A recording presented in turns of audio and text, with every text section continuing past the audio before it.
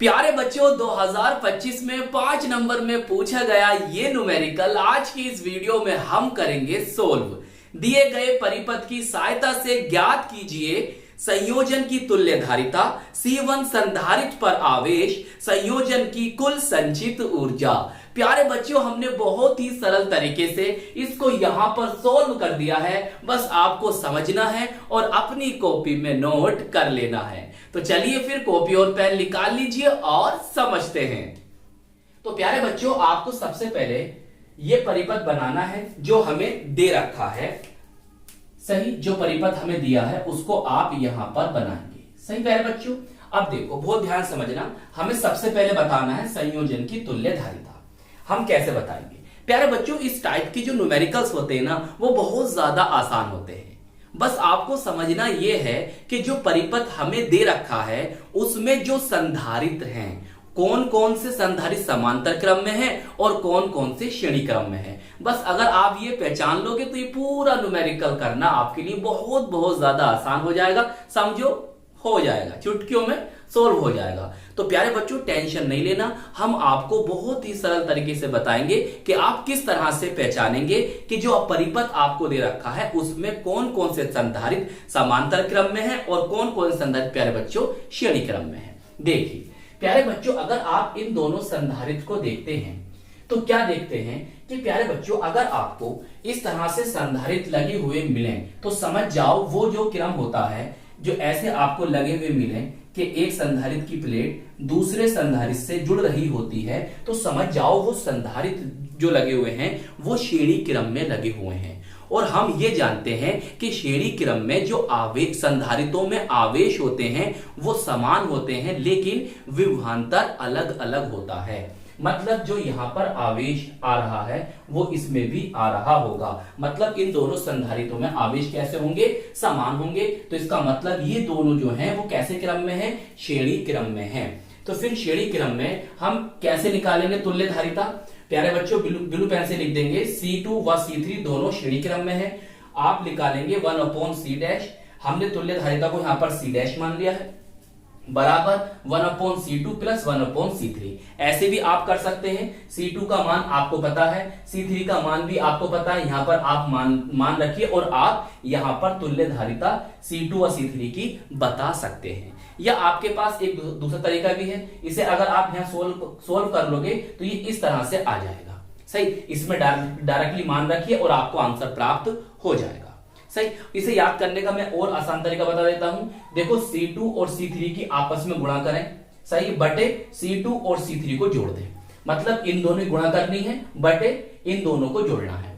ऊपर इन दोनों की गुणा, नीचे इन दोनों का योग, ऐसे याद रख लो।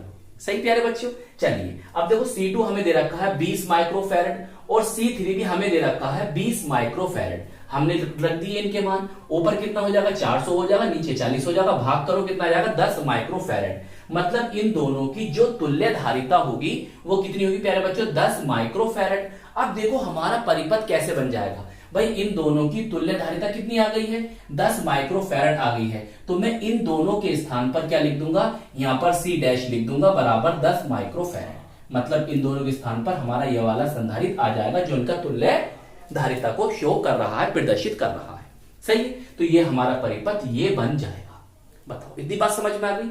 अब प्यारे बच्चों इस परिपथ को देखो कि प्यारे बच्चों इस परिपथ में क्या हो रहा है, इस परिपथ में क्या हो रहा है।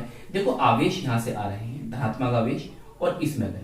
सही, ये जा रहे हैं Q1 और यहां को ऐसे गए, फिर इस वाली प्लेट में जा रहे हैं। सही है, ये गए इसके Q2। मतलब यहां पर अगर हम देखें, आसान शब्दों में आपको बताएं तो यहां पर प्यारे बच्चों आवेश जो है बढ़ रहे हैं। यहां आवेश गया और यहां पर ऐसे आवेश गया। तो हम ये भी जानते हैं कि समांतर क्रम में जो संधारित्र होते हैं उनमें आवेश अलग अलग होते हैं लेकिन उनमें विभवांतर समान होता है। भाई श्रेणी क्रम में आवेश कहते थे समान थे लेकिन विभवांतर कैसा होता, अलग अलग होता है। लेकिन यहां पर प्यारे बच्चों आवेश क्या होते हैं, अलग अलग होते हैं और विभवांतर समान होता है। तो इसका मतलब हमारे ये जो दोनों हैं वो कैसे क्रम में है प्यारे बच्चों, समांतर क्रम में है। तो C1 और C' समांतर क्रम में है। तो हम समांतर क्रम का जो तुल्यधारिता का फॉर्मूला होता है प्यारे बच्चों बहुत ही आसान होता है। हमने यहां पर इसको C" से माना, इसकी तुल्यधारिता बराबर C1 प्लस सी डैश। देखो ये भी 10 माइक्रोफैरेड और ये भी 10 माइक्रोफैरेड है, तो कितना आ जाएगा हमारा, इन दोनों की तुल्य धारिता कितनी आ जाएगी, 20 माइक्रोफैरेड आ जाएगी। प्यारे बच्चों देखो इन दोनों की तुल्य धारिता कितनी आ गई है, 20 माइक्रोफैरेड आ गई है। तो बस अब यहां पर हम एक ये बना देंगे, सही, इन दोनों के स्थान पर कौन आ जाएगा, ये इनका तुल्य धारिता वाला संधारित्र आ जाएगा। कितना है, 20 माइक्रोफैरेड, सही। तो इससे ये बन जाएगा। बताइए अब प्यारे बच्चों यहां पर अगर हम ध्यान से देखें, भाई ये हमारी बैटरी लगी हुई है, सही। ओहो पेन नहीं चल गया, ये बैटरी हमारी लगी हुई है, सही। यहां से जो आवेश जाएंगे इस तरह से, पॉजिटिव से नेगेटिव प्रेरण के कारण, ये तो आप जानते ही होगी। अब यहां से मेरे कहने का मतलब ये था, समझो कि यहां से आवेश आएंगे फिर वो इसमें जा रहे हैं, मतलब यहां पर जो दोनों संधारित्र हैं उनमें आवेश समान है। जब आवेश समान है तो समझ जाओ यहां पर ये दोनों कैसे क्रम में होंगे, श्रेणी क्रम में होंगे। तो C डबल डैश और C4 जो है वो श्रेणी क्रम में है, अतः संयोजन की तुल्य धारिता, मतलब हमें इस परिपथ को यहां तक लाना था और हम ले आए, और अब हम इनकी तुल्य धारिता को बता देंगे। भाई श्रेणी क्रम के लिए हमने आपको 2 तरीके बताए, या ऐसा कर लो या ऐसा कर लो। तो आप ऐसा करेंगे तो इन दोनों की गुणा करें और नीचे इन दोनों का योग करें, सही कर दिया। ये भी 20 माइक्रोफैरेड, ये भी 20 माइक्रोफैरेड, ये भी 20 माइक्रोफैरेड, तो ये भी 20 माइक्रोफैरेड, तो कितना आ जाएगा, 10 माइक्रोफैरेड इसकी तरह, सही प्यारे बच्चों। अब देखो हमने यहां पर लिखा है EQ का मतलब होता है इक्विवेलेंट, और इक्विवेलेंट का मतलब होता है तुल्य, सही। ये तुल्य धारिता है।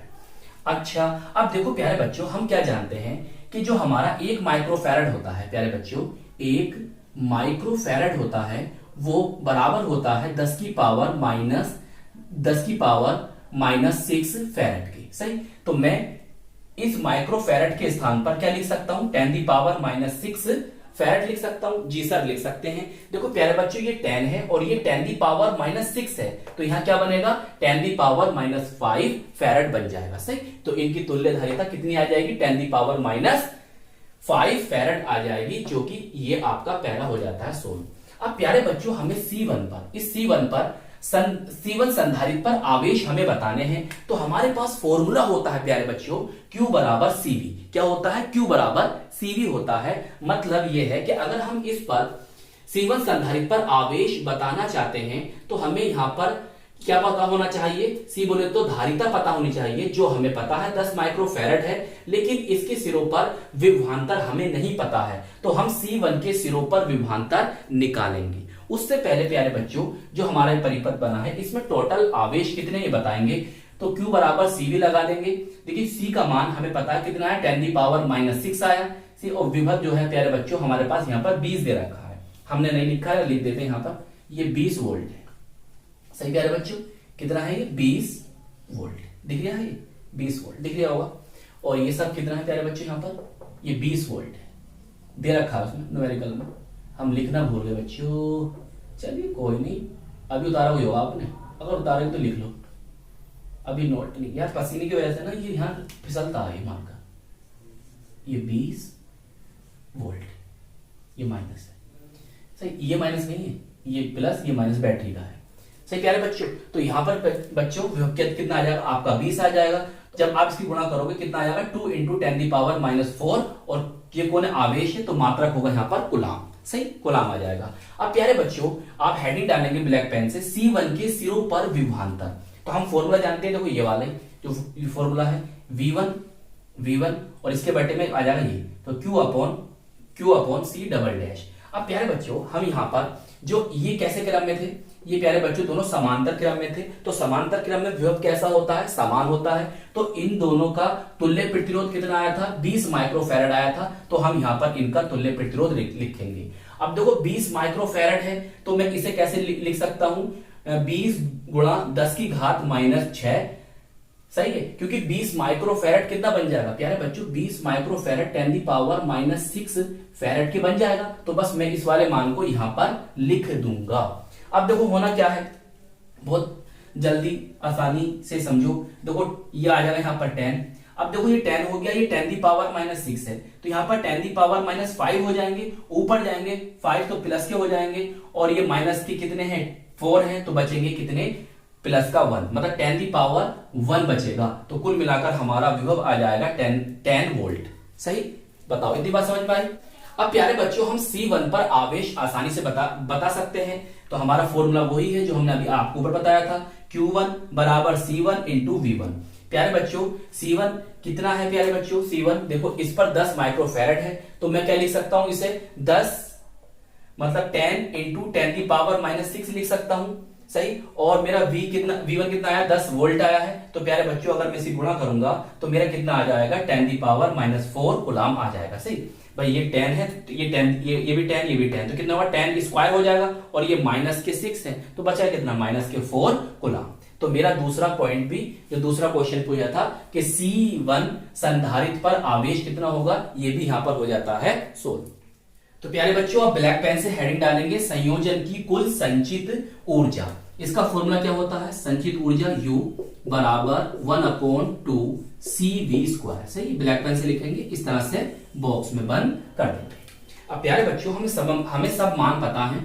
देखिए 1/2 इंटू C तुल्य धारिता प्यारे बच्चों 10 की पावर -5 फैराड आई है, हम यहां पर लिख देंगे 10 की पावर -5 इंटू विभव प्यारे बच्चों 20, तो ये स्क्वायर है, तो हम इसको ऐसे लिख सकते हैं, ऐसे लिख सकते हैं। जी सर बिल्कुल लिख सकते हैं। देखिए इससे कट जाएगा, कितनी बार जाएगा? 10 बार जाएगा।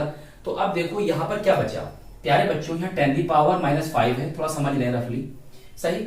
और यहाँ पर हमारे पास देखो प्यारे बच्चों 10 है, और यहाँ पर हमारे पास कितना है? 20 है। तो मैं 20 को ऐसे लिख सकता हूं 2 इंटू 10। जी सर बिल्कुल लिख सकते हैं। तो देखो ये दोनों क्या हो जाएंगे? ध्यान समझो, मेरे बात ध्यान समझो। ये 2 इंटू 10 की पावर -5 इंटू 10 की पावर 2, सही। कुछ ऐसा बनेगा भाई। इसकी पावर कितनी होगी? ये 10 की पावर 2 हो गई, सही। अब देखो प्यारे बच्चों हमारा आंसर क्या बनेगा? इधर देखो, देखो यहाँ आगे 2, जी सर, और यहां पर ये -5 है और ये 2 है, तो कितना बनेगा? -3 जूल, सही। U बराबर आपका आंसर ये आएगा, चाहे जूल लिख लो या जे लिख लो, बात एक ही है। लीजिए आपका न्यूमेरिकल हो गया सोल्व। तो आई होप ये न्यूमेरिकल आपको अच्छी तरह से समझ में आ गया होगा। तो प्यारे बच्चों इस वीडियो को लाइक कीजिएगा, अपने दोस्तों में, अपने साथ के पढ़ने वालों में जरूर शेयर कीजिएगा, और अपने इस प्यारे से चैनल को सब्सक्राइब कर लीजिएगा। हम मिलेंगे आपको इसकी नेक्स्ट वीडियो में। जय हिंद, जय भारत।